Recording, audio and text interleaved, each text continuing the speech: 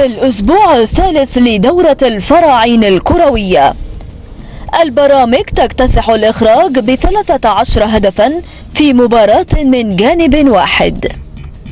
خلال مباريات الأسبوع الثالث من دورة الفراعين الكروية، حقق فريق البرامج بقيادة الصحفي عز الأطروش مدير عام البرامج بتحقيق نتيجة ثقيلة ب13 هدف مقابل 5 أهداف لفريق مصطفى النادي مدير الإخراج بالقناة، حيث كانت مباراة من جانب واحد لم يكن بها تكافؤ، حيث استطاع أحمد مصطفى مدير مكتب الدكتور عكاشة أن يحرز نصف دستة أهداف في المباراة التي سادها جو من المرح والفكاهة. وتتواصل مباريات الدورة الكروية خلال الأسابيع القادمة في ملعب الإعلاميين لمدينة الإنتاج الإعلامي.